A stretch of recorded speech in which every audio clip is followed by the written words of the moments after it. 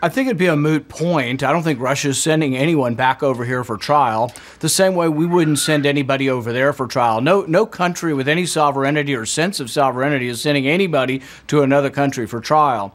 I think we have to protect ourselves. So because we waste time saying, well, Putin needs to admit this and apologize, he's not going to admit that he did it, and we can't take with on face value anything they tell us. We have to assume, and if we have proof that they did it, which it sounds like we did, we should now spend our time protecting ourselves instead of sort of having this witch hunt on the president.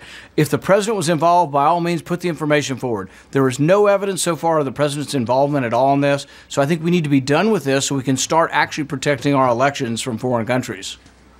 Well, you just called this a witch hunt, but if it were not for this probe, if it were not for Robert Mueller, the American people would not know about the Russian military intelligence officers who are hacking American emails, stealing voter information, releasing stolen information to influence the election. I'm not sure how you can call it a witch hunt. Isn't it a good thing that this probe has continued?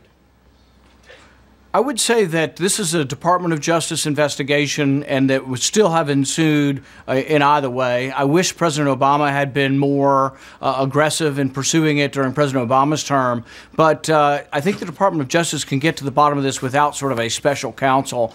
I think the Mueller investigation, the problem with these special counsels is exactly what happened in the Starr investigation, and that is that they run far afield of it. People are threatened with life in prison for tax evasion. And so what happens is you end up spending years and years and millions of dollars. And I think that in the end, it's too enormous of a governmental power. Can you imagine, if every businessman or woman in the U.S., if we went back through 30 years history of them and nitpicked every one of their tax returns, what we could do to every individual if the full power of the government came after them? And then if we took every individual that worked for them and threatened them with life in prison if they had made a tax violation, I think we'd live in a world that nobody would really like or appreciate at that point. So I'm very much against these special counsels, but I do think the Department of Justice would have investigated the Russians, and I think indicting these officers that were hacking the elections is a good thing.